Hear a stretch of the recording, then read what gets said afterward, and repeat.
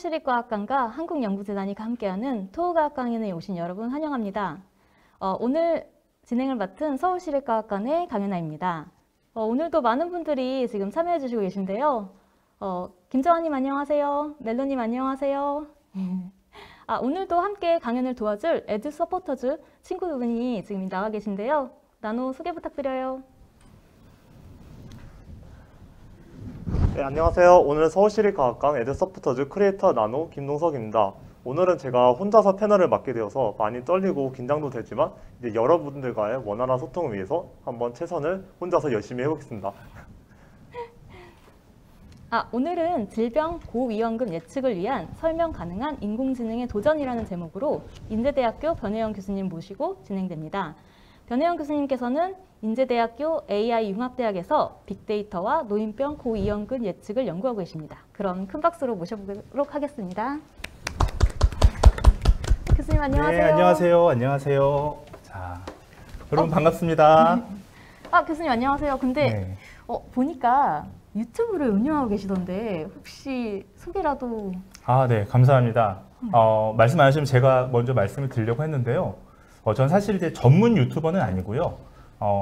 유튜버 중에서 이제 빅낫괴라는 필명으로 활동하고 있습니다. 혹시나 오늘 강연 들으시고 나서요, 궁금한 내용 있으시면 빅낫괴 검색하셔서 들어가시면 아주 기초적인 이론들이 많이 들어가 있습니다. 뭔가 예사롭지 않은 그 제스처. 네, 좋아요. 그러면은 강연을 시작해 볼까요? 네.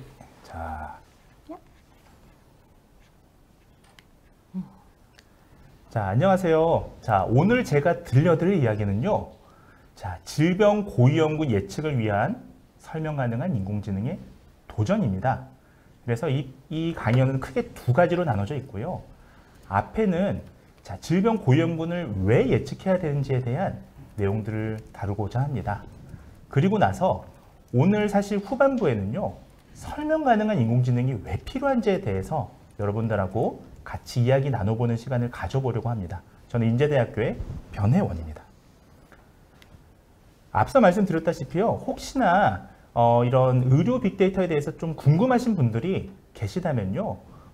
정보를 얻을 수 있는 블로그나 채널들이 많이 있습니다만 여러분들 지금 보이시는 홈페이지나 유튜버 빅낫괴를 검색하시면 메디컬 빅데이터에 대해서 보다 심도 있는 얘기들을 확인할 수 있을 거예요.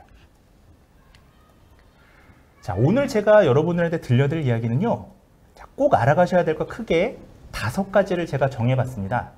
자, 첫 번째는요. 지금 우리나라 한국 사회가 고령화 저출산의 위기의 시대에 있는데 도대체 치매 고위험군을 예측하는 게 왜 필요한지 여러분들이 꼭 알아가셨으면 좋겠습니다. 그리고 두 번째는요. 자, 치매 위험 인자를 탐색하기 위해서는 우리가 간단하게라도 치매의 원인과 유형을 잘 아셔야 됩니다. 자, 그리고 세 번째는요. 세 번째, 네 번째는 같은 맥락인데요. 자, 이 의료 빅데이터라는 것에는 크게 두 가지 화두가 있습니다. 그래서 하나는 얼만큼 더 정확하게 예측할 것이냐 이고요. 자, 두 번째는 의료 영역이다 보니까 자, 예를 들면 저 사회자님 만약에 자, 사회자님이 내일 죽을 확률이 85%다. 라는 말을 들으시면 여러분 저기 사회자님은 어떻게 생각하시겠어요? 그거 낮출 수 있는 방법을 찾아야 되지 않을까요? 아주 좋은 말씀이신데요. 맞습니다. 우리가 다른 분야랑 다르게요. 의료 분야는 왜 이런 일이 벌어지는지 또 이걸 막으려면 어떻게 돼야 되는지가 궁금하잖아요. 따라서 설명력이라는 게 필요합니다. 다른 인공지능 모델하고 다른 부분이라서요. 이 부분 오늘 강연 드리고요. 자, 마지막 부분은 혹시나 4차 산업혁명 시대에 앞으로 미래 보건의료 빅데이터 전문가가 되시고 싶으신 분들 계시잖아요. 그분들을 위해서 제가 짧게 어떤 게 필요한지 준비해 보았습니다. 자, 그럼 본격적으로 강연을 시작하도록 하겠습니다. 자, 그 전에 사회자님, 혹시 2017년도에 기억난 사건 있으세요? 2017년도면 과학관이 5월 19일에 개관하지 않았던가요? 과학관이 그때 개관했군요. 그렇군요. 네. 대체로 제가 물어보시면요. BTS 그룹이 그때 또 상도 타고 했었습니다. 이런 질문들 많이 나오시는데 그런데 혹시 여러분들 알고 계십니까? 한국 사회가요, 2017년도를 기점으로 고령 사회로 진입하게 되었습니다. 네, 굉장히 중요한 사건이었는데 이걸 기억하시는 분들이 많지 않으시더라고요. 자, 또 한 가지 더 말씀을 드리자면, 자, 2015년에서 2025년에서 2026년 사이에 우리나라 사회는 초고령 사회에 진입할 것으로 예상이 됩니다. 자, 이때 초고령 사회라는 건요, 전체 인구 중에서 65세 이상 노인 인구가 20%를 넘어가는 시점을 얘기합니다. 자, 그렇게 되면 어떤 문제가 벌어지냐면요, 인구 5명 중에 1명이 노인이라는 거죠. 자, 이 문제에 대해서 제가 이렇게 강연을 하면 대다수 사람들이 이렇게 얘기를 합니다. 아니, 노인이 많이 느는 거랑 젊은 나랑 무슨 관계가 있느냐라고 얘기하시는데 그렇지 않습니다. 지금 보시다시피 노인 인구가 많아진다는 건 세금이 굉장히 이제 많이 지출될 가능성이 높은데요. 네, 그 중에 하나는 자, 노인 진료비입니다.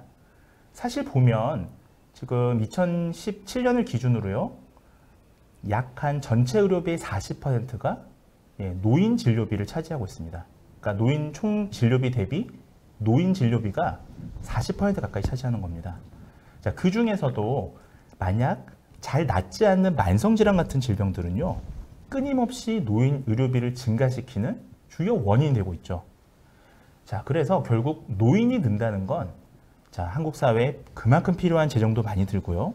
결국은 그게 젊은 세대라 할지라도 체감할 수 있는 그런 부분들인 거죠. 자, 지금 우리나라 지역별 고령화를 현 시점에서 살펴보시면요. 자, 이건 이제 2019년도 정도 자료인데요. 자, 이게 고령화 속도가 다 평균적으로 똑같이 2025년에 초고령 사회로 진입하는 게 아닙니다. 이미요, 전라남도 같은 경우는 2014년에 초고령 사회로 가장 먼저 진입했고요. 자, 전라남도 같은 경우는 2045년에는 노인 인구 비율이 약 45%를 넘는 것으로 예상이 됩니다. 10명 중에 거의 절반이 노인 인구라는 거죠. 자, 그럼 서울은 여러분들이 잘 체감을 못 하시는 경우가 많은데, 자, 서울은 전국 비율하고는 굉장히 유사합니다만, 문제는 서울은 우리나라에서 인구가 제일 많은 지역이잖아요. 따라서 서울이 이제 늙어간다는 건 우리나라의 전반적으로 모든 인구가 늙어간다라고 이제 보시면 되겠습니다. 자, 그래서 지금은 다소 좀 지역별 편차가 굉장히 큽니다. 그래서 다소 조금 젊은 인구가 많이 사는 비율도 지역도 있고요. 그렇지 않은 지역도 있는데, 자, 다음 그림 한번 보시죠. 이게 얼마큼 심각해졌냐면 2014년도에 자, 저 지도 보이시죠, 여러분들? 마치 여름 같잖아요. 파릇파릇한 여름 같은데 지금 불과 한 26년 만에 지금 보시다시피 2040년에는 자, 인구 고령화가 저렇게 지도가 바뀔 것으로 예상이 됩니다. 이쯤 되면요, 사실 내가 젊은 지역에 살고 있다라는 게 사실상 이제 크게 체감되지 못할 가능성이 높습니다. 자, 그러면 혹시 사회자님 그 노인분들이 가장 필요로 한 게 한 2가지 정도를 말씀을 많이 하시는데 혹시 뭔지 아십니까? 교통수단 같은 거? 이게 이동 편한 거동? 아, 맞습니다. 네. 보청기? 보청기랑 이게 주로 이제 좀 기능적인 부분을 말씀하셨는데요. 예를 들면 뭐 이런 지각이라든지요. 그다음에 이동 수단 이런 걸 말씀을 많이 하시는데 맞습니다. 굉장히 중요한 부분인데 사실 대다수의 이제 노인분들한테 그 전국민 설문조사를 한 게 있습니다. 그 자료에 따르면 크게 노인분들이 2가지 힘든 걸 많이 말씀하셨는데요. 하나는 경제적인 부분입니다. 사실 우리 그 사회 경제적으로 취약한 계층이 한국 사회에서는 고령층이 대표적이죠. 또 한 가지는 건강입니다. 자, 지금 고령층이 사실 우리나라에서 건강 취약계층이에요. 자, 그럼에도 불구하고 대다수의 제도들이 이분들의 사회경제적인 부분을 좀 이렇게 개선하는데 초점이 많이 맞춰져 있고, 건강 부분은 당장 병이 없으면 그 심각성을 많이 모르는 경우가 많습니다. 자, 그런데 한 가지 재미난 걸 제가 좀 가져왔는데요. 이게 뭐냐 하면 장애보전 손실연수라는 건데, 질병이라는 건요 상대적인 거지 않습니까? 예를 들면 질병이 고통스러운 거, 어떤 분들은 이 충치 하나만 있어도 굉장히 크게 고통스럽다고 느끼시고요. 어떤 분들은 뭐 암 같은 경우에도 고통을 덜 느끼실 수 있고 주관적인 건데요. 이걸 객관화한 지표가 있습니다. 그러니까 저희가 이제 보건학에서 많이 쓰는 달리라고 해서요. 장애 보전 손실 연수라는 게 있습니다.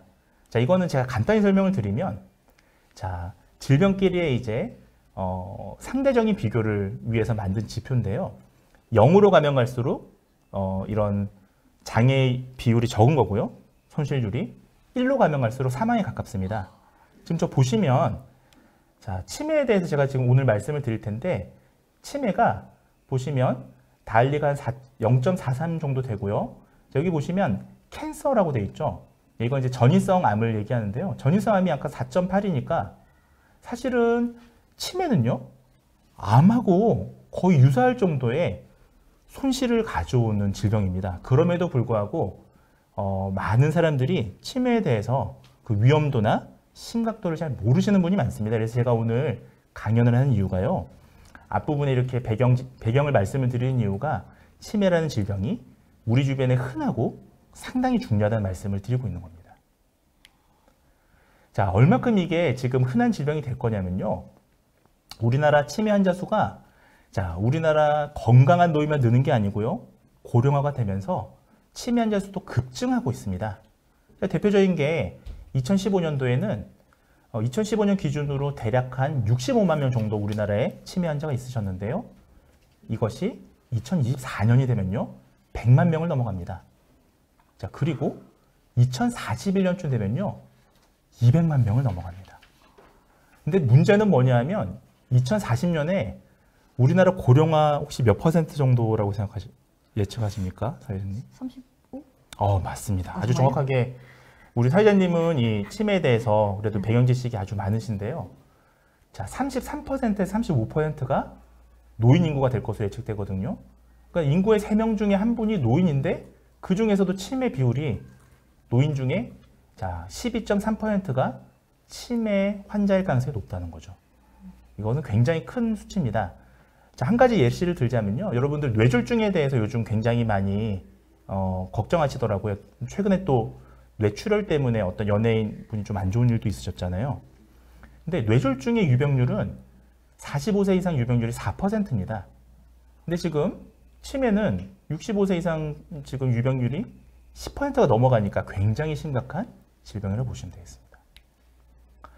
자, 이게 제가 최근 자료를 좀 구하고 싶었는데 가장 최근 게 2017년도에 조사된 자료더라고요. 이건 뭐냐 하면 자, 여러분들 같은 전 국민들한테 자, 국가에서 자, 2차 보건의료 기술 육성 기본 계획이라고 해서요. 대국민 설문을 한번 진행한 적이 있습니다.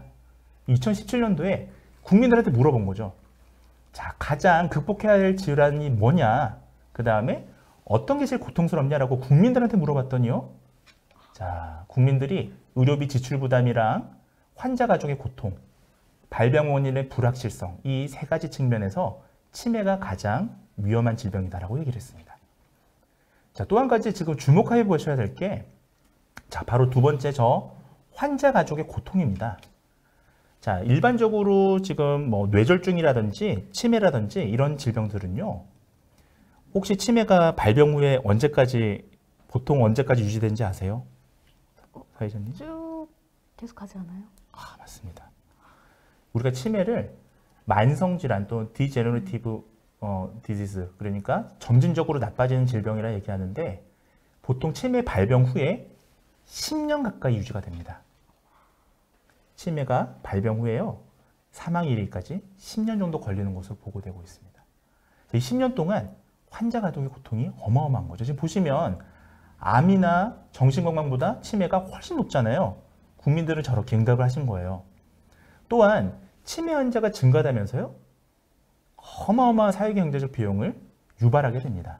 자, 여기서 말하는 사회경제적 비용은 앞서 보셨던 의료비만 가지고 얘기하는 게 아니고요. 저 지금 환자분들이 치매 환자를 돌보느라 생활도 못 하시게 되고 일도 못 하시게 되고 또 실제로 보시면 임상에서 있다 보면 그 치매 환자분들 보호자분들이 또 치매에 걸릴 위험이 되게 높습니다. 또 그런 연구들도 있습니다. 실제로. 따라서 치매 자체가 굉장히 지금 무서운 질병이고 앞으로 흔한 질병이 될 것이다 라는 걸 제가 지금 말씀을 드리고 있는 겁니다. 자, 그러다 보니까요. 자, 굉장히 많은 제약회사랑 전 세계적으로 치매의 특성을 파악해서 이걸 완치하려고 굉장히 오랫동안 많은 도전들을 해왔습니다.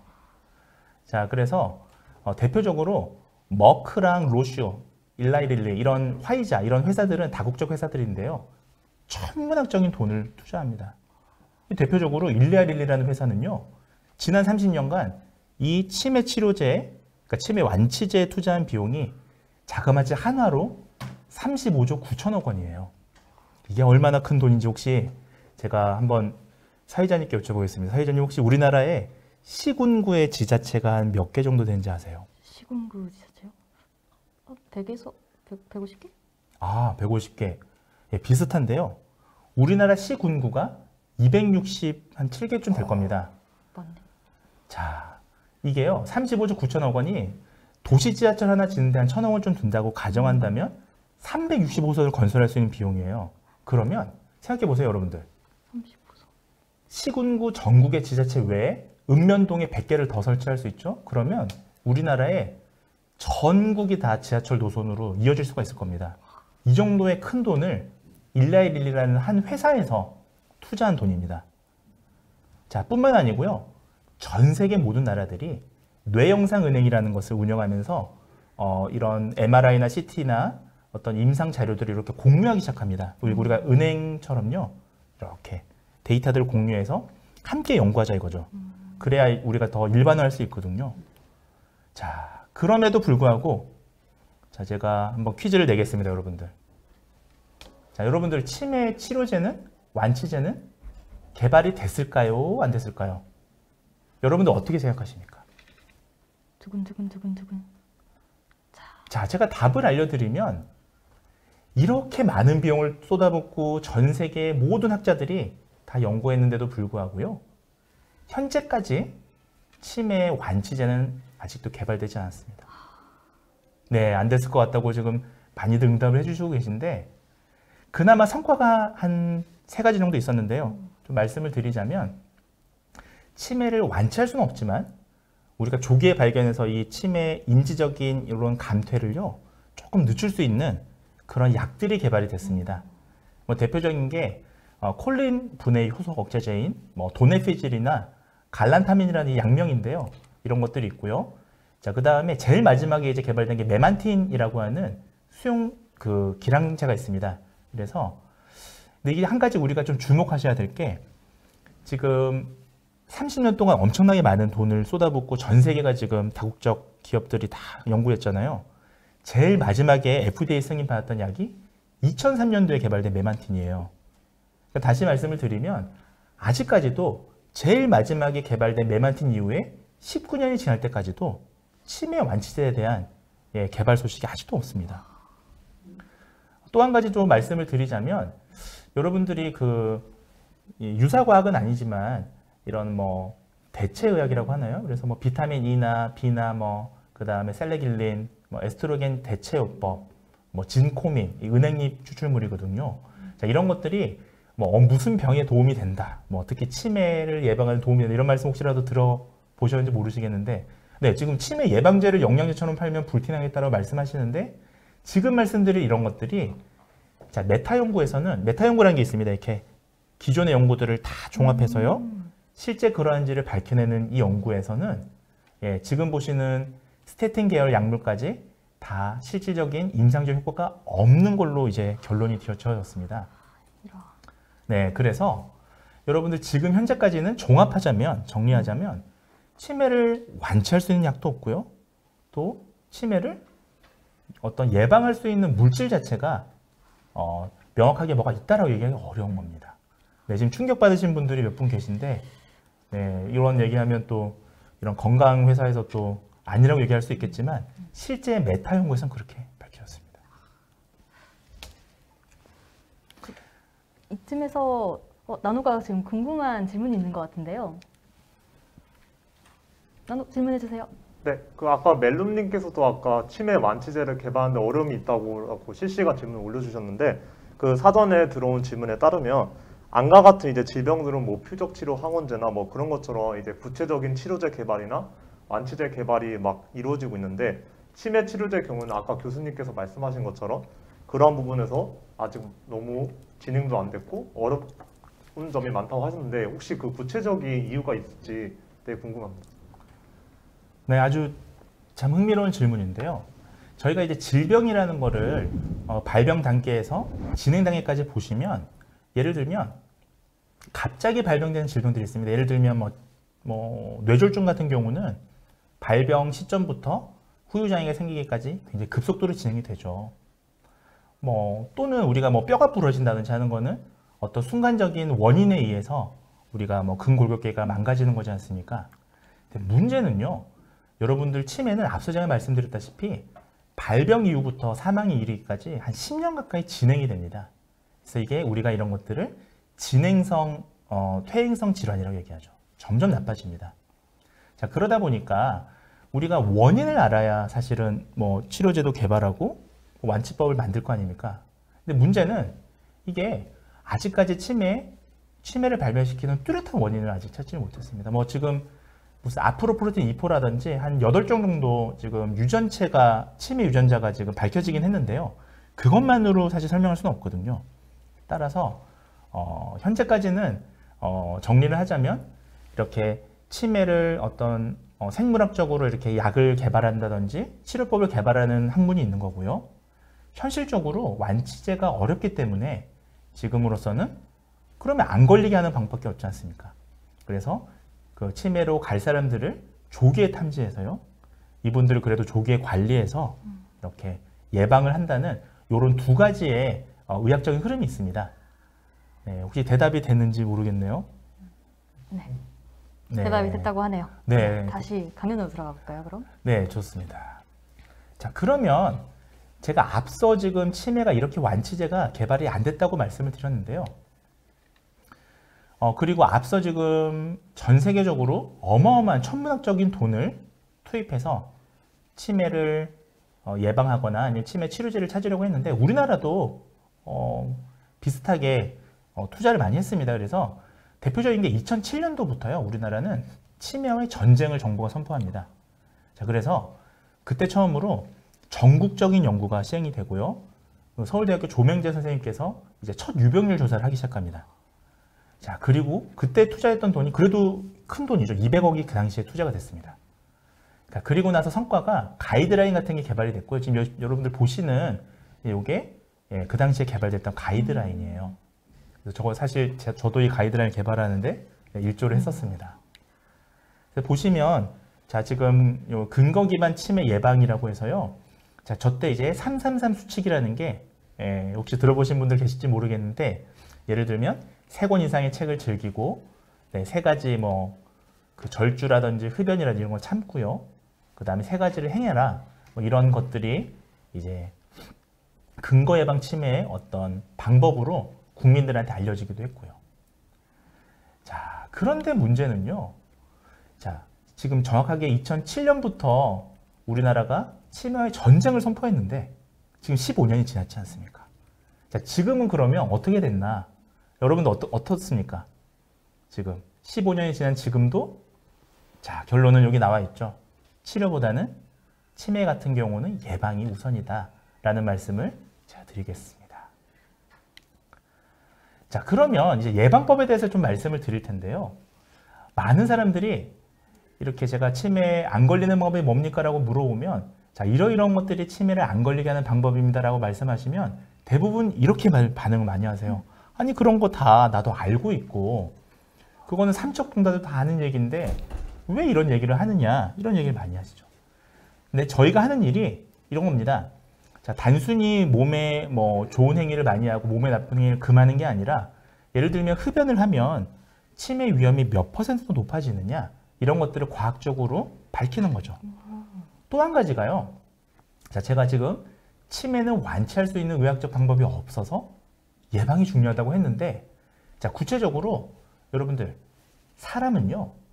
자, 여러 가지 건강 행위를 같이 가지고 있습니다. 예를 들면 여러분 생각해 보세요.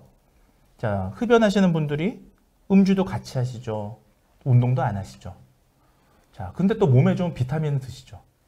자, 그러면 이 경우에 이런 복잡한 경우의 수에 여러분들 단순히 흡연을 하니까 마이너스 1, 음주를 하니까 마이너스 1.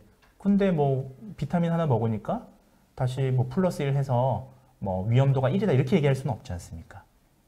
그래서 제가 하는 연구들은 사실 네, 맞습니다. 멀티플 리스크 팩터. 그러니까 아주 사람은 여러 가지 행위를 같이 하기 때문에 이런 여러 가지 행위를 같이 했을 때 고위험군을 보다 더 인구 집단에 가깝게 탐지하는 것이 제 연구 테마입니다. 자, 그래서 이런 것들을 저처럼 이렇게 공부하는 사람들을 뭐라고 하냐면요.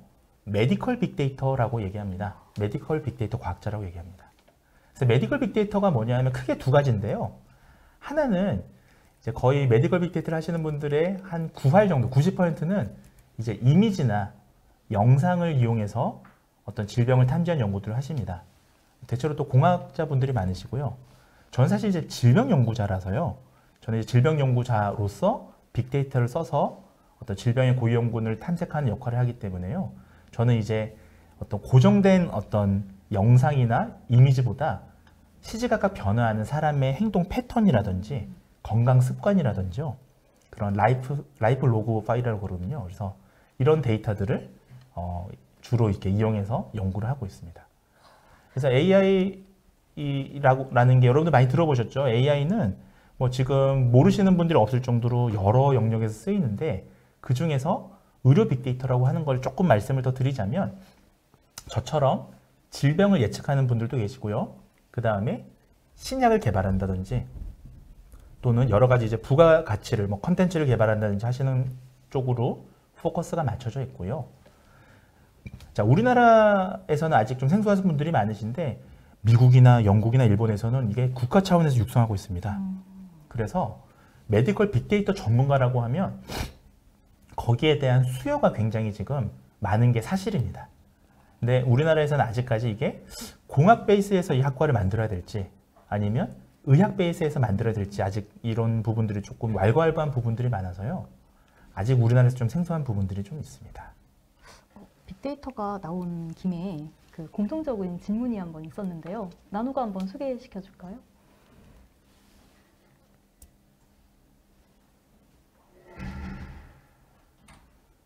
네, 그 사전에 올라온 질문이 있었는데요.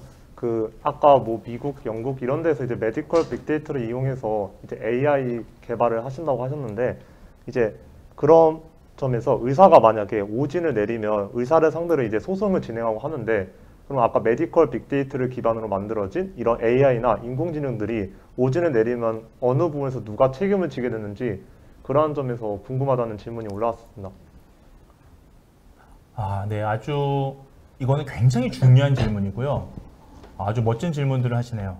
자, 이거는 AI와 윤리라는 측면에서 우리가 접근해야 될 문제라서 단순히 사실 메디컬 부분만 말씀드릴 건 아닙니다만은 조금 더 구체적으로 말씀을 드리자면 의료 영역은요. 이제 AI가 의료 영역 말고도 뭐 여러 분야가 있지 않습니까?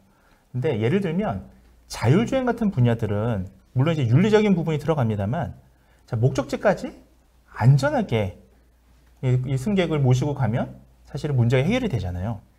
근데 의료 영역은 그렇지 않습니다. 의료 영역은 설명력이라는 게 필요합니다. 그러니까 다시 말씀을 드리면 여러분 생각해 보십시오. 여러분들이 자율주행차를 타고 자, 부산에서 서울까지 가시는데 자꾸 설명을 하는 거예요. 이 AI가. 자, 지금 우리는 서울로 가기 위해서 부산에서 좌회전을 3번 해야 됩니다. 직진해서 노란불이 들어오면 멈췄다가 다시 고속도로를 타야 됩니다. 이렇게 설명을 하는 게 여러분들한테 무슨 의미가 있겠습니까? 자, 우리 자율주행 자동차는 목적지까지 도착하면 되는 일이잖아요. 자, 이때는 설명력이라는 게 필요 없고요. 정확도라는 게 굉장히 중요합니다. 그래서 다수의 인공지능 분야에서는 정확도를 높이기 위해서 굉장히 많은 연구들을 해왔습니다. 근데 의료 연구는요, 정확도 외에 설명력이 필요합니다. 앞서 제가 그 사회자님께 여쭤봤던 것처럼요. 자, 당장 내일 죽을 확률, 당장 질병에 걸릴 확률, 지금 이게 질병인지 아닌지, 양성종양인지 악성종양인지, 자, 이게 왜 그런지를 알아야 되는 거예요. 예를 들면 종양의 색깔이 달라서 악성종양인지, 종양의 크기가 달라서 악성종양인지요. 자, 그렇다면 결국 이 진단을 내리는 최종 사람은 결국 의료인이 해야 되는 겁니다.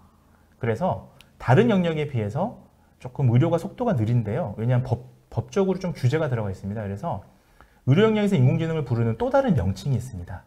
혹시 여러분들이 들어보셨는지 모르겠는데 CDSS라고 표현합니다.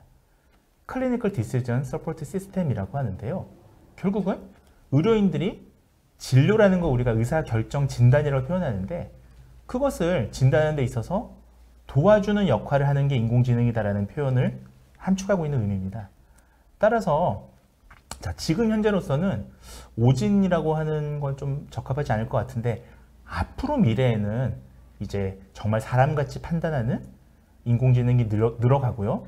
법적으로 만약에 이제 인공지능 의사가 이제 존재하게 된다면 그때는 정말 이게 대답하기 어려운 문제입니다. 그래서 법적으로 이런 인공지능 의사라는 어떤 이런 기술이 개발이 된다면 자, 그와 같은 지금 윤리성 문제, 책임성 문제도 함께 거론이 돼야 되는 거죠. 그래서 지금 인공지능을 다루는 학문이 여러분들이 그 이공 쪽에서만 있다고 생각하시는데 그렇지 않고요. 요즘 인문학이나 윤리학에서도 굉장히 이게 지금 많이 얘기를 나누고 있거든요. 철학 쪽에서도 지금 방금 하신 얘기들이 굉장히 큰 화두입니다. 그래서 결론적으로 이런 윤리적인 문제를 고려해야 된다는 말씀으로 마무리를 짓도록 하겠습니다. 네. 자, 다시. 자, 그러면 우리가 아주 좋은 질문들 많이 해주셔서 감사하고요. 중간중간에 질문들 많이 주시면 저는 이게 대중하고 지금 소통하기 위해서 나와 있으니까요. 어떤 질문도 좋습니다. 네, 지금 클리니컬 디시전 서포팅 시스템. 네. 알아가시면 여러분들 꿀팁입니다. 알아가시기 바랍니다. 자, 그럼 제가 본격적으로 치매 얘기를 좀 해볼게요. 자, 우리가 치매 중에서 여러분들 자, 10% 그러니까 10명의 치매 환자 중에 진단을 하면 한 1명 정도는 자, 나을 수 있는 치매가 있습니다. 이것을 우리는 가성 치매라고 합니다. 그래서 가짜 치매인 거죠. 뭐 대표적으로 뭐 정상압 수두증이라든지요, 영양실조라든지 뭐 이런 것들이 있습니다. 하지만 이런 것들은 원인 질환이 해결이 되면요, 다시 회복이 됩니다. 인지 능력이요. 자, 그런데 우리가 말씀을 나누는 진짜 위험한 치매는 자, 위에 지금 제목이 이렇게 달려 있죠. 여러분들 이것도 좀 함께 알아가시면 지식이 될 것 같습니다. 진행성, 퇴행성, 비가역성 치매라고 부르는 게 우리가 흔히 얘기하는 실제 치매입니다. 자, 이 세 가지 용어는 사실 혼용되고 있습니다. 비슷한 의미예요. 점점 나빠지고, 자, 비가역성은 되돌릴 수 없다라는 뜻입니다. 즉, 한 번 나빠지면 완치할 수가 없다는 얘기죠. 자, 대표적으로 이와 같은 치매는 알츠하이머병, 전두축두엽 치매, 루이치 치매, 클로이 패치 야구병 같은 이제 풀이원 질환 이런 것들이 있습니다. 간단히만 말씀을 드리면요. 자, 알츠하이머 치매 너무 잘 아시니까 넘어가고요. 전두축두엽 치매는 아마 들어보신 분들 많이 없을 텐데 이걸 조금 다른 말로 부르는 용어가 별명이 초록의 치매라고 하면 조금 아시는 분들이 많더라고요. 자, 초록이라는 의미는 자, 60세 이상, 보통 65세 이상 노인에서 치매가 발병을 하잖아요. 그런데 40대나 50대에도 치매가 발병한 경우가 생깁니다. 자, 근데 그때의 치매는 자, 알츠하이머병하고 조금 다른 특성의 치매인데요. 자, 소위 좀 간단히 말씀을 드리면 우리 뇌 속의 앞쪽을 전두엽이라고 하고요. 뇌 옆쪽을 측두엽이라고 합니다. 자, 근데 일반적으로 알츠하이머병은 이 측두엽부터 손상이 되는데요. 전두축두엽 치매라는 이름에 들어가 있다시피 전두축도부터 이렇게 나빠집니다. 그래서 이 전두축도하고는 뭐가 문제가 있느냐?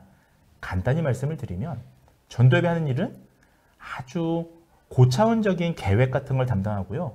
또 한 가지가 감정적인 걸 담당합니다. 그러다 보니까 이 초록의 치매인 분들이 대체로 어떤 특성을 보이시냐면 갑자기 성격이 180도로 바뀌세요. 예를 들면 점잖았던 분들인데 어느 순간 욕을 하신다든지 막 흉폭해진다든지 하는 분들은 실제로 병원에 오시면 전두축두엽 치매로 진단받는 경우들이 있습니다. 유병률은 높지는 않지만 자, 이와 같은 것들이 이제 있고요. 루이치 치매는 간단히 말씀드리면 혹시 파킨슨병 들어보셨습니까? 약간 네. 들어본 것 같긴 해요. 네. 네, 파킨슨병 하면 잘 모르시는 분들도 여러분들 1996년도에 아틀란타 올림픽 때 그 성화 주자로 나오셨던 분 혹시 기억나세요? 자, 힌트를 드리자면 복싱 선수셨습니다. 무하마드 알리라는 복싱 선수가 이렇게 성화를 이렇게 떨면서 이렇게 들어오셨죠. 자, 자, 그래서 파킨슨병을 실제로 이제 투병하셨는데요. 그 파킨슨병 때문에 생기는 치매라고 해서 네, 파킨슨 치매라고 부르기도 합니다. 물론 이제 조금 그 특성이 좀 다르긴 합니다만 제가 여러분들한테는 그냥 파킨슨 치매라고 설명을 하고 있습니다. 네, 그래서 루이치 치매라는 게 있고요. 자, 그다음에 클로이 패치 야구병은 아마 여러분들은 모르실 텐데 아마 사회자님은 기억하실 수도 있는데 우리 그 이명박 대통령 시절에 왜 광우병 사태 혹시 기억나시나요? 네. 그래서 클로이 패치 야구병은 광우병의 한 종류인데요. 이게 유병률이 높지는 않습니다. 한 우리나라에 매년 몇 명 정도 발병할 거라고 생각하세요? 우리나라에도 발병되고 있나요? 아, 네, 있습니다. 이게 정말요? 그 저희가 이제 그 의료보험 자료를 보면 저런 그 수를 파악할 수가 있거든요. 제가 또 빅데이터를 하니까 네, 이건 알고 있는데요. 저는 그때 이후로 없어졌다고 생각했어요. 좀 이제 다 됐구나라고 생각했는데 아, 그렇군요. 아직도 있었는데 이게 수면 위로 안 올라온 그런 거였군요. 네, 왜냐하면 유병률이 되게 좋습니다. 한 200명이 채 안 됩니다. 한 20명에서 200명 사이가 이제 매년 왔다 갔다 하는데요. 신규 확진자가요, 그러니까 발병자가요. 그래서 사실은 광우병 때문에 치매가 걸리는 이 비율 자체는 이론적으로는 있습니다만 실제 환자는 많지는 않습니다. 하지만 이 역시도 대표적인 되돌릴 수 없는 비가역적인 치매라고 보시면 되겠습니다.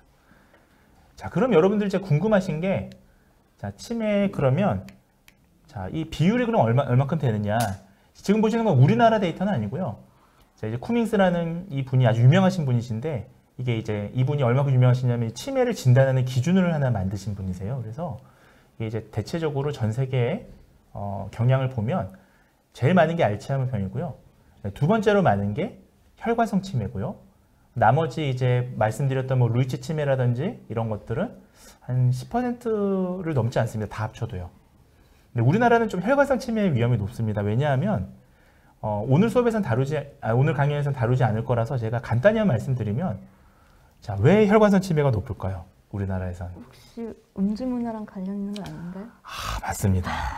또 우리나라 사람들은 음주하시면서 또 맵고 짠 거 많이 드시잖아요. 안주를요, 하필이면. 그래서 우리나라가 좀 혈관성 이 치매 위험이 높은 이유가 혈관성 치매는 뇌졸중하고 관계가 있습니다. 자, 그래서 우리가 특히 맵고 짜게 먹기 때문에 고혈압도 조금 우리나라 사람들이 높고요.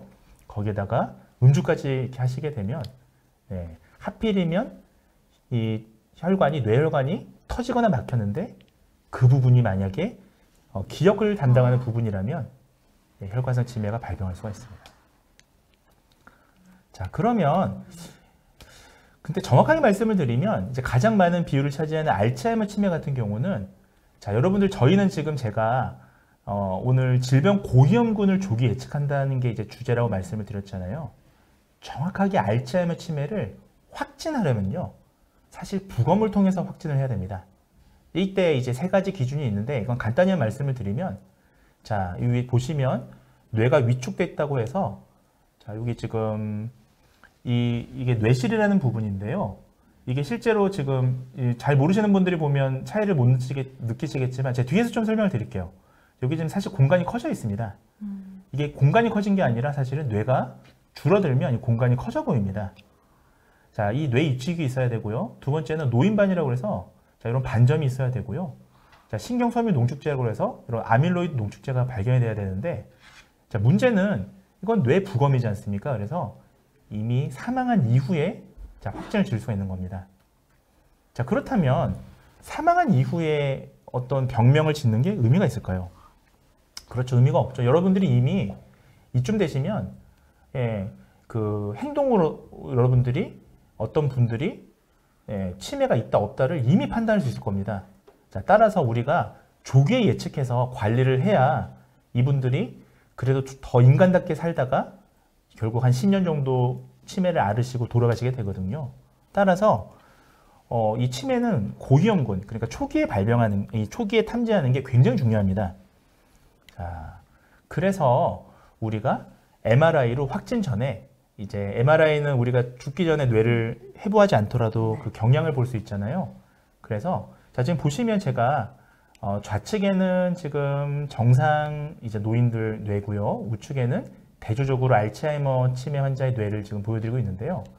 자, 크게 세 가지 부분에서 해부학적인 차이가 납니다. 자, 그래서 지금 보시는 이 부분이 뇌실이라는 부분이고요. 여기서 이제 뇌척 수액이 막 만들어집니다. 두 번째는 자, 여기는 이제 워니케 또는 베르니케 에어리라고 해서 여기는 이제 랭귀지, 언어를 담당하는 부분입니다. 그리고 세 번째는 자, 여기 이제 측두엽 밑에 있는 자, 요 부분은 해마라고 해서요. 우리가 기억력을 담당하는 또 뇌 안에 또 다른 또 이런 공간이 있거든요. 자, 그 부분입니다. 그래서 보시면 여러분들 혹시 보시면 자, 정상적인 이 뇌하고 알츠하이머 뇌하고 지금 크기가 다르죠. 크기가 다르다는 건 요게 커진 게 아니고요. 여러분 생각해 보십시오. 이렇게 풍선 안에 쇠구슬은 물질적으로 똑같이 있는데 이 풍선이 쭈글쭈글 바람이 빠지면 상대적으로 이 쇠구슬이 커 보이는 그런 현상이라고 보시면 되겠습니다. 그래서 요 세 군데 부위가 지금 위축이 되어 있다라는 게 정상인들하고 치매 환자들하고의 차이라고 보시면 됩니다. 그래서 이것을 이제 그 MRI, 특히 이제 MRI를 많이 쓰거든요. 아주 민감해 볼 수 있으니까요. 그래서 MRI로 이거를 감지하는 AI를 많이 만들려고 노력들은 하세요.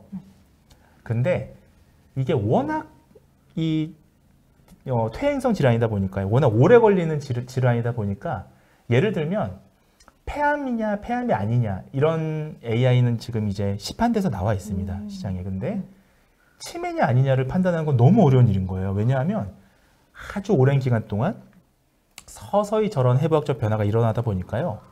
이게 사람마다 갖고 있는 차이인지 정말 질병 때문에 생긴 차이인지를 알 수가 없는 겁니다.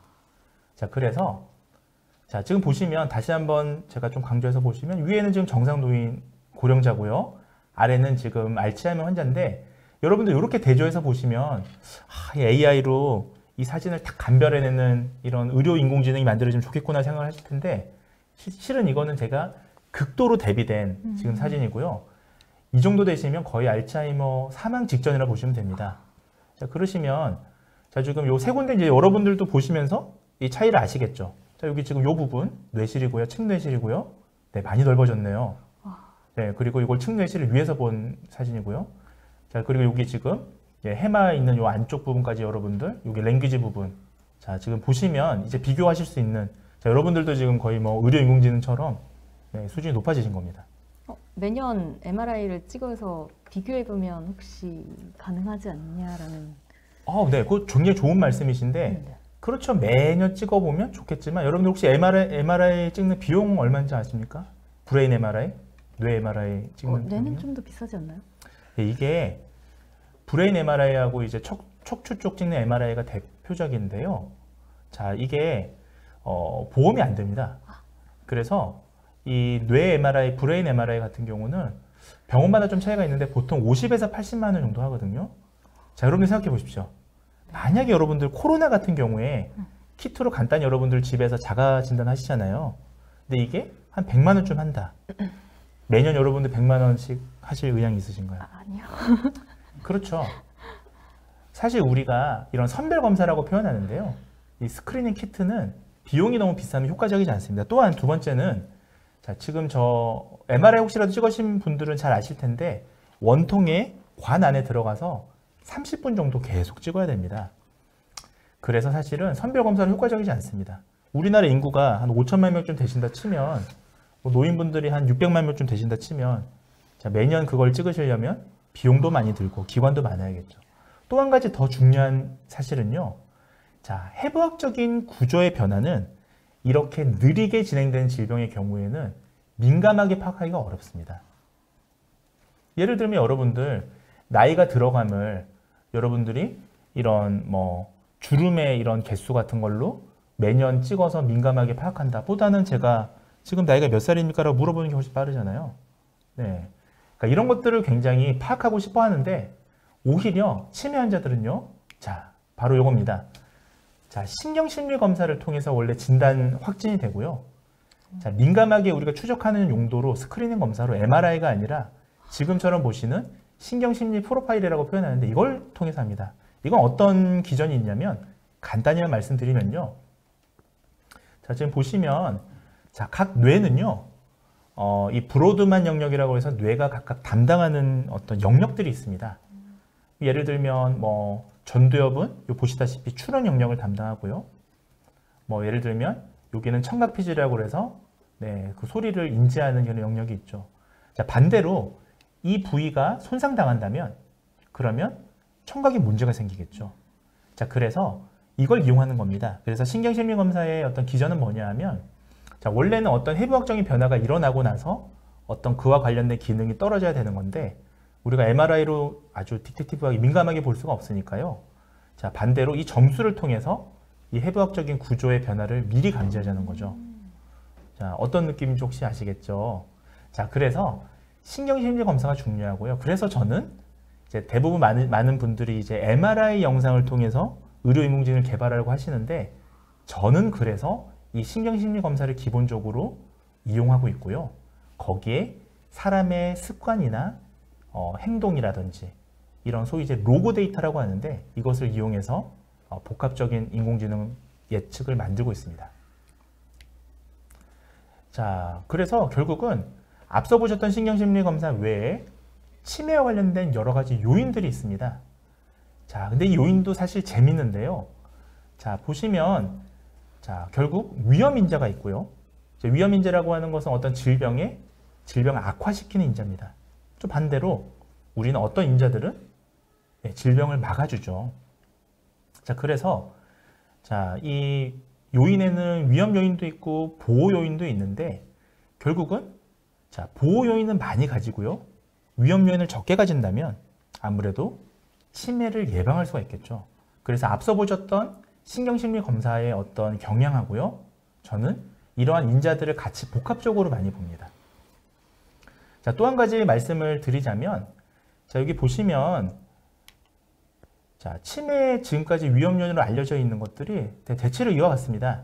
보시면, 자, 메타 연구를 통해서 밝혀진 것들이, 자, 뭐 고령부터 시작해서 신장질환, 뇌질환까지 치매를 유발시키는 위험 요인이라고 알려져 있는데요. 자, 문제는 지금 보시는 요 고령이나 치매 가족력이나 유전자는 제가 바꿀 수 있는 게 아니잖아요. 네, 제가 뭐 바꾸고 싶다고 해서 제 가족이 치매가 걸려 있는 걸 제가 바꿀 수는 없죠. 자, 아프로프로테인 2포는 대표적인 치매 유전자입니다. 근데 이 치매 유전자를 제가 안다고 해서 그걸 바꿀 수 있는 건 아니에요. 반대로 제가 이렇게 붉은색으로 표시한 것들은, 자, 우리가 잘 관리하면 바꿀 수 있는 그런 것들입니다. 자, 그래서 예방의학의 핵심이 그거거든요. 바꿀 수 없는 요인들은 어쩔 수 없는 거지만 최대한 바꿀 수 있는 요인들을 개선하자라는 게 예방학적인 관점인데, 이것을 이제 치매 고위험군 예측에 적용을 한 것입니다. 자, 우측에 보시면 중앙치매센터의 자료인데요. 자, 대체로 예를 들면 음주를 하면 비음주자에 비해서 치매 확률이 2.2배, 자, 흡연을 하면 비흡연자에 비해서 치매 확률이 1.6배 높다라고 알려져 있습니다. 자, 그러면 이미 이렇게 위험 인자에 대한 예측 확률이 알려져 있는 것 같은데, 자, 어떻습니까?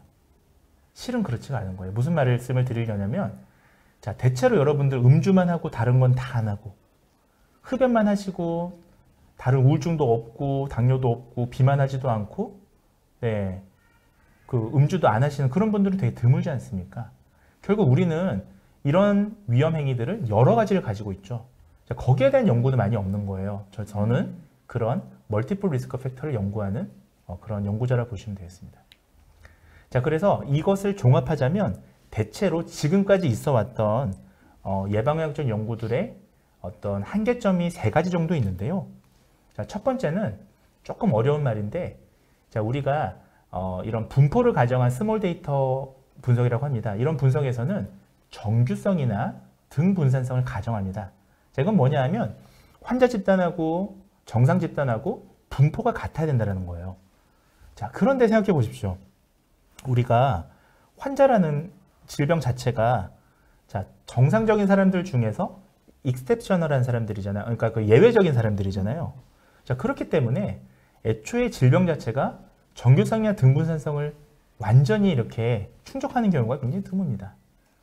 두 번째는 앞서 보셨다시피, 자, 앞서 대부분 연구들이 리그레이션이라고 하는 회귀 분석에 기인했거든요. 저희도 제가 그 아주대 의료원에서 연구할 때는 저도 회귀 분석에 기인해서 연구를 했었습니다. 자, 그런데 우리가 생각해 보시면 회귀 분석이라는 건 결론부터 말씀을 드리면, 자, 독립적인 요인만 탐색이 가능합니다. 즉 이런 식으로 해석이 됩니다. 다른 행위들은 다 똑같다는 가정하에서 흡연을 하면 흡연을 하지 않는 사람에 비해 치매 위험이 몇이냐 이렇게 얘기를 합니다. 이 자체가 굉장히 연구자 중심의 지금 이론이거든요. 실제 인구들은 그렇게 실제 사람들은 그렇게 하지 않죠. 행동 패턴이 굉장히 복잡하고 다양하죠. 자, 세 번째는 자, 사람의 건강 행위는 군집을 한다는 겁니다. 자, 소위 군집이라는 건 한 가지 행동이 아니라 여러 가지 행동을 같이 하는데요. 이게 참 흥미롭게도요. 두 가지 나쁜 행위를 하는 게 시너지 효과를 가지는지 두 가지 나쁜 행위를 하는 게 줄어드는지 알 수가 없는 겁니다. 예를 들면 흡연을 하면 100만큼 나쁘고요. 음주를 하면 50만큼 나쁜데 흡연과 음주를 동시에 하는 사람들이 150만큼 나쁜지 130만큼 나쁠지 더 200만큼 나빠질지 이걸 밝히는 과학적인 근거가 필요하다는 거죠. 그래서 저는 2010년부터 계속 다중건강행위에 대해서 연구를 하고 있고요. 자, 그러다 보니까 이제 오늘 후반부에 본격적으로 말씀드릴 제 질병고위험군 조기 예측을 위한 도전을 말씀을 드리려고 합니다. 저희가 처음에 이제 아주대 의료원에서 연구할 때는 지금으로부터 한 12년 전 일인데요. 그때는 어떤 연구들이 있었냐면요. 자, 누적 위험 요인이라고 그래서 이런 겁니다. 예를 들면 한 가지 나쁜 행위를 할 때보다 예를 들면 뭐 흡연, 음주 두 가지 나쁜 행위를 할 때, 그 다음에 흡연, 음주의 비만 세 가지 위험 행위를 할 때 이렇게 누적되면서 점점 질병 위험이 높아질 것이냐를 검증하는 것이 누적 위험 요인이 되겠습니다. 지금 여러분들 여기 햄버거 보이시죠?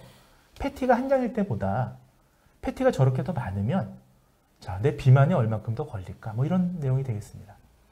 자, 그렇게 단순하죠, 어떻게 보면. 그런데도 불구하고요, 저렇게 다중건강 행위를 관심을 두고 연구를 했던 게 근래 일입니다. 세계적인 추세가. 자, 이렇게 하면 어떤 문제를 가질까요, 사회자님? 글래라. 자, 힌트를 드리자면 저기 지금 적현이 있는데요. 네네. 동일한 맞습니다. 네.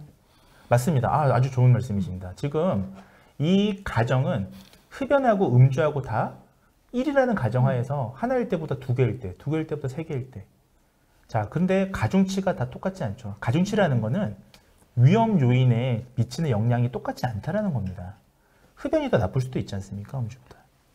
그래서 했던 연구가 이제 한 2, 3년 정도 더 이후에 했던 연구는 이것도 사실은 그 당시 세계적으로 이런 연구가 많지가 않았었습니다. 그래서 지금 얘기하는 건 한 10년 전 연구 경향을 말씀을 드리는 건데요.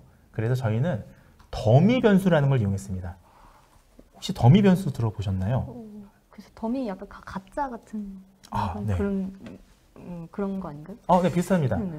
우리가 그 컴퓨터 공학 하시는 분들 더미 변수라는 얘기 굉장히 많이 아실 텐데, 더미 변수라는 건 뭐냐면 여러분들은 컴퓨터는 기계어로 얘기를 하니까 0과 1의 이 조합으로 얘기를 하잖아요.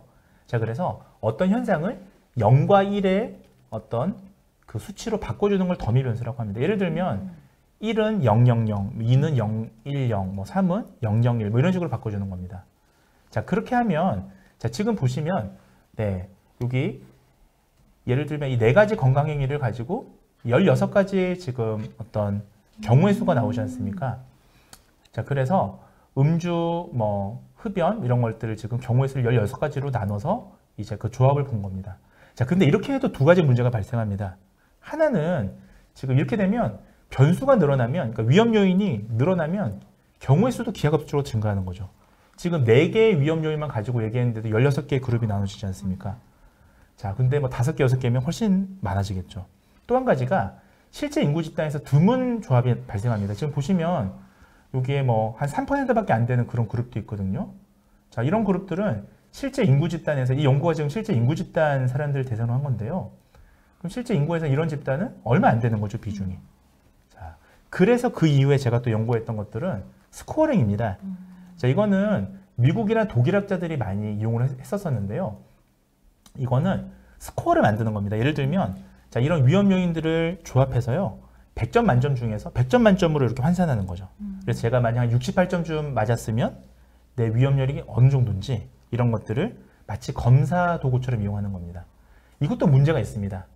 2가지가 있는데요. 왜냐하면 첫 번째는 여기 들어가는 위험 요인들은 결과적으로는 네, 지금 보시다시피 선행 연구에서 밝혀진 위험 요인만 들어가지 않습니까? 결국 이거는 이미 잘 알려진 모델을 조합하는 것밖에 안 되는 겁니다. 두 번째는 자, 보다 많은 변수를 포함해서 정확도 높은 모델을 만들 수 없을까가 이제 항상 고민이었는데요. 그래서 제가 최근 하고 있는 건 머신러닝입니다. 저는 이제 머신러닝을 이용해서 치매나 질병 고위험군을 예측할 때 굉장히 정확도 높은 이제 그런 모델링을 만드는데요. 자, 그러면서 예전에는 머신러닝을 하나만 이용했습니다. 근데 머신러닝을 하나가 아니라 저는 지금 이제 최근에 여러 머신러닝을 같이 이용해서 이거를 하이브리드라고 그래서요. 이 머신러닝들을 조합합니다. 그래서 여러 개의 이제 이 인공지능을 이용한다고 보시면 되겠습니다. 여기에 대해서 조금 제가 설명을 드릴 텐데요. 그 전에 저한테 많이 물어보시는 게 그러면 개별적으로 이제 인공지능 중에서 성능 좋은 게 뭐가 있느냐라고 또 공학하시는 분들 많이 물어보시더라고요. 2020년도에 순위가 이렇습니다. 그래서 지금은 캐테고리컬 부스팅이라든지요, 라이트 GBM 이런 것들이 제일 많이 쓰고요. 자, 이건 한번 참고 삼아 보시고요. 자, 요것도 좀 넘어가도록 하겠습니다. 자, 그러면 인공지능이라는 게 결국은 데이터를 수집해서 훈련해서 모델링을 훈련해서 이제 평가를 하는 건데요. 문제는 이제 이 평가가 여기서 이제 정확도라는 걸 쓰게 되죠. 그래서 아주 정확한 모델링이 만들어지면 이제 배포를 하게 됩니다. 자, 그러면 한 가지 중요한 게 이제 얼만큼 정확한 모델을 만드느냐가 중요해지는데요. 자, 그래서 이런 생각이 들게 되는 겁니다. 자, 왜 하나의 AI로만 질병을 예측할까라는 거죠. 예를 들면 제가 사회자님께 짧게 질문을 드리자면 만약에 축구 심판이 지금 주심 1명이랑 부심 2명이 있는데요. 만약에 축구 심판이 한 10명쯤 있다면 좀 더 정확하게 되지 않을까요? 근데 좀 시간이 걸릴 것 같기도 하고. 맞습니다. 아주 좋은 지적이신데 그런 개념이 바로 언셈블 러닝이라는 건데요. 자, 간단히 보시면 위에 모델 하나만 AI를 쓸 때 얘가 AI입니다. 이 로봇이. 그러면 자, 이게 고양이냐라고 물어보면 뭐 고양이인 것 같아, 뭐 아닌 것 같아 이렇게 얘기를 할 텐데 만약에 AI를 한 10개쯤 만들게 되면 자, 더 정확한 거죠. 한 사람이 하나의 AI가 판단하는 것보다 여러 개의 AI가 판단하는 게 훨씬 정확할 겁니다. 자, 그렇게 해서 투표를 하는 거예요. 예를 들면 자, 이 세 명이라고 그냥 표현하겠습니다. 3명의 AI가 자, 이게 지금 고양이인지 쥐인지 파악을 했으면 자, 2명의 AI는 고양이다라고 판단했고요. 1명은 네, 쥐다라고 판단했는데 자, 이걸 투표를 하게 됩니다. 그럼 세 중에 둘이니까 과반수가 넘었네요. 그래서 얘는 고양이로 판단하는 이런 게 언셈블 머신이고요. 만약에 이런 범주형이 아니라 개와 고양이의 문제가 아니라 숫자라면 이때는 소프트 모드라는 걸 이용해서 평균을 냅니다. 이때는 소프트 모드라는 걸 이용해서 평균을 냅니다. 에버리지를 냅니다. 자, 그렇게 이해하시면 되고요. 언셈블 머신은 자, 뭐 크게 3가지가 있는데 간단히만 말씀드리면 자, 배깅, 부스팅, 스태킹이라는 방법이 있는데 자, 간단히만 말씀을 드리면 궁금하신 분들은 빅낫게 홈페이지 찾아오시면 됩니다. 자, 배깅은요. 하나의 데이터에서 여러 개의 데이터를 복원 추출한다고 생각하시면 됩니다. 예를 들면 여러분들 샘플을 많이 늘리는 방법은 바구니 안에 공을 넣었다 뺐다 하면 되겠죠. 무작위로 넣고 뺀다면 예, 이 표본은 의미가 있을 겁니다. 두 번째 부스팅은요. 자, 그런 모델에 대해서 가중치를 준다는 겁니다. 자, 요거는 여러분들 네, 빅낫게에서 찾아보시고요. 자, 스태킹은 이건 이제 제 뇌피셜인데요. 제가 쭉 공부를 해봤더니 자, 한 2015년부터 지금 제가 정확도를 높게 사용하는 스태킹 엔셈블이라는 게 이제 사용되기 시작하고 최근에는 뭐 2016년, 17년에 이제 XGBoost나 라이트 GBN이 만들어지고 있습니다. 자, 스태킹은 뭐냐면 제가 앞서 말씀드렸다시피 자, 모델을 하나만 쓰는 게 아니고요. 여러 개의 인공지능을 이렇게 쌓아서요. 예, 답을 도출하는 그런 형태라 보시면 되겠습니다. 스택이라는 말 자체가 네, 이렇게 쌓는다는 의미가 있거든요. 자, 이렇게 하게 되면 훨씬 정확합니다. 자, 그래서 예를 들면 이런 데이터에서요. 이렇게 AI를 요 모델 하나, 두 번째 모델 하나, 세 번째 하나 모델을 만들어서요. 여기서 나온 결과들을 이렇게 메타 모델에서 합쳐서 요거를 정확도를 내는 이런 기술들이 최근에 있습니다. 자, 최근에는요. 지금 아까 보여드렸던 거는 위로만 지금 쌓고 있죠. 햄버거 쌓듯이요.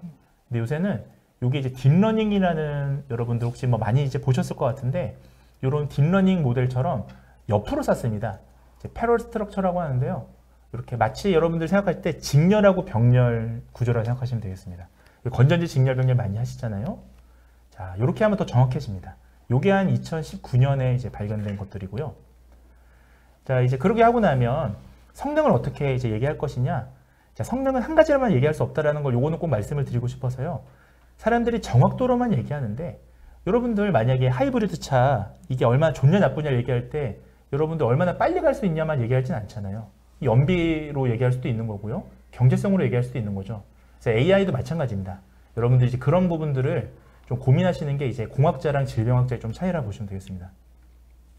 자, 두 번째 이제 후반부 한 5분에서 10분 내로 말씀을 드릴 수 있을 것 같은데요. 자, 두 번째 주제는 앞서 보셨던 건 얼마나 정확하게 감별할 것이냐고, 두 번째는 자, 제가 서두에 말씀드렸다시피 의료 영역은 설명력이 필요합니다. 그래서 설명력 어떻게 부여할 것이냐인데 이건 정말 따끈따끈한 최근 그런 트렌드가 되겠습니다.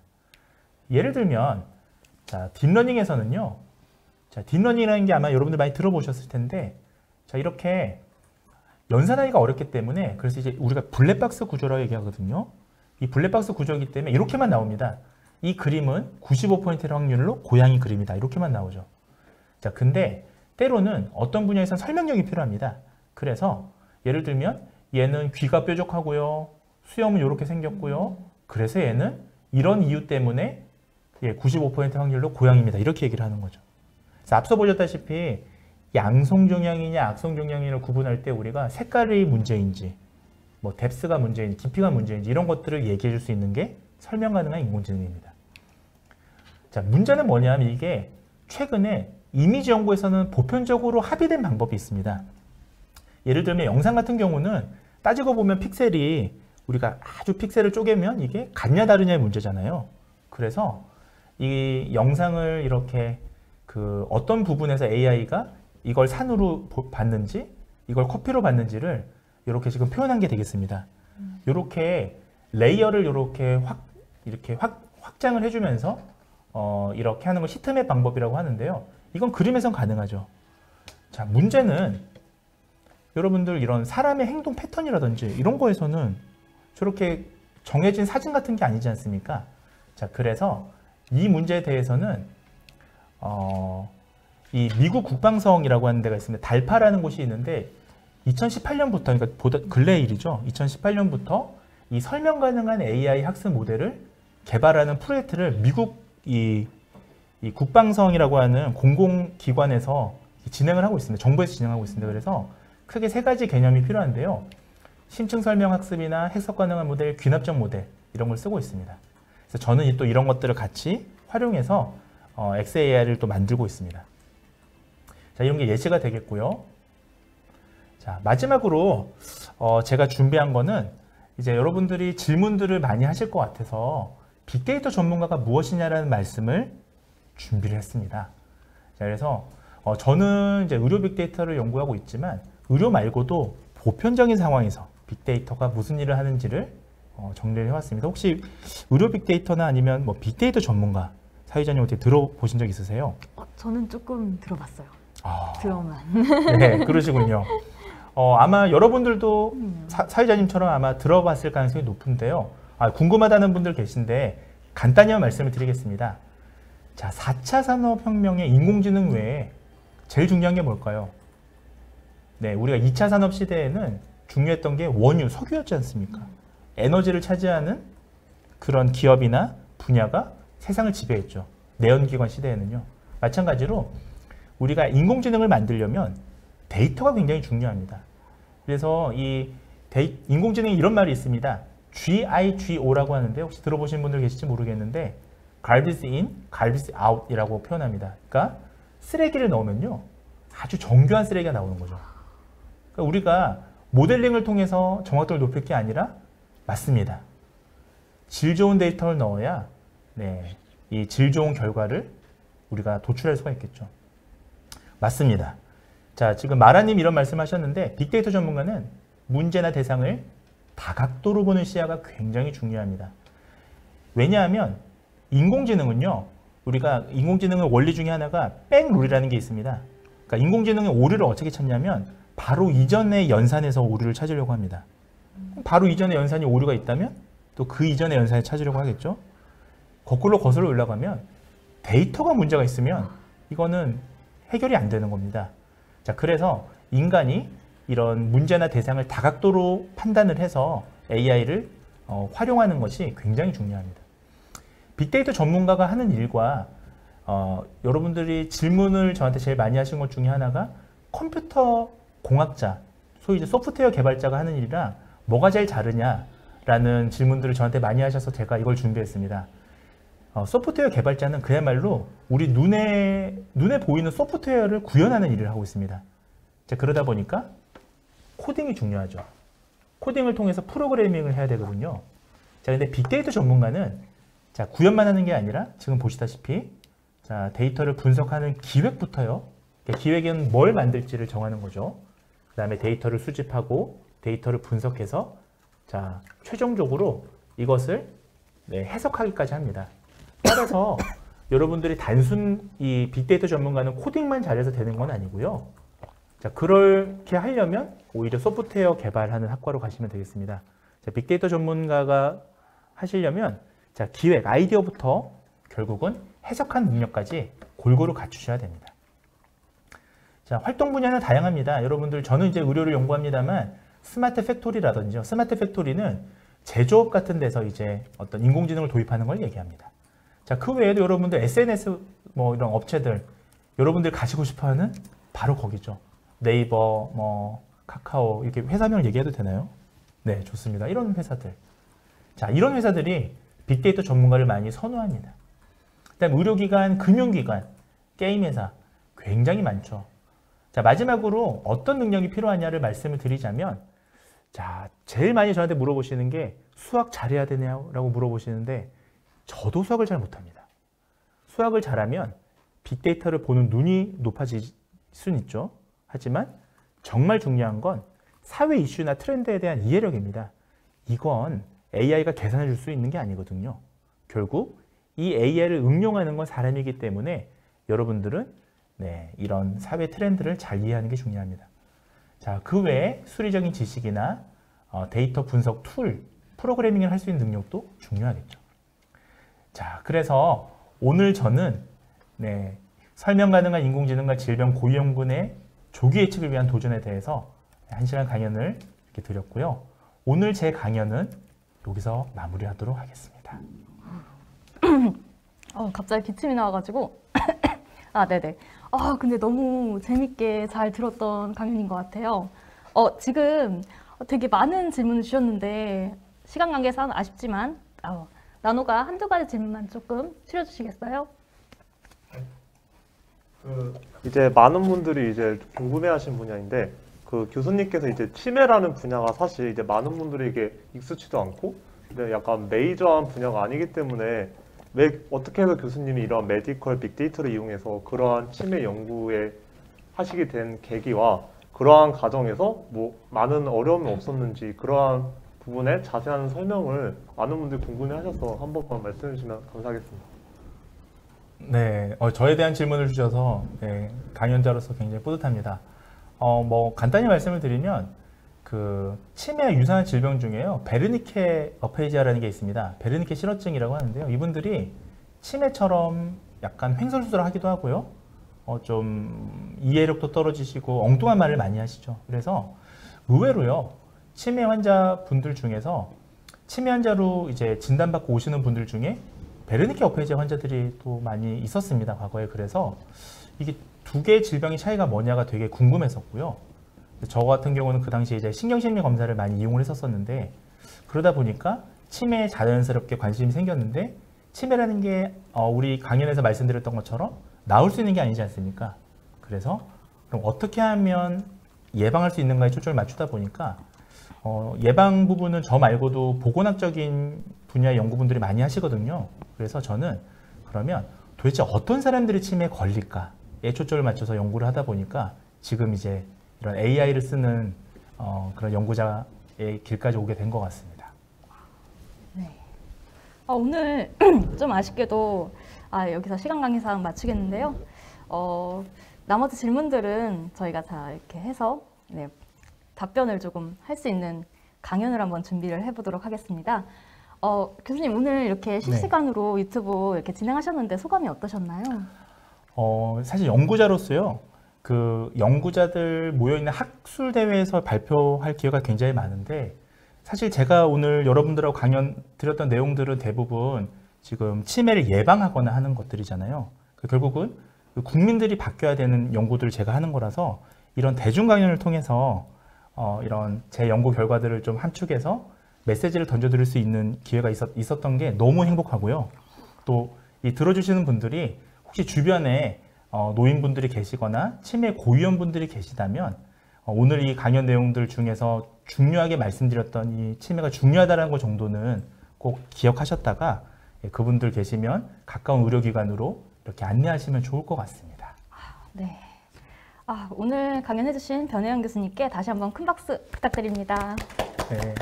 마지막으로 토요과학 강연은 만족도 수사와 수강 인증 설문이 채팅창에 공유되오니 많은 참여 부탁드리고요. 저희는 다음 주 5월 21일 토요일 나노물질의 합성과 차세대 에너지 소자라는 주제로 찾아뵙겠습니다. 그럼 다음 주에 또 만나요. 또 만나요.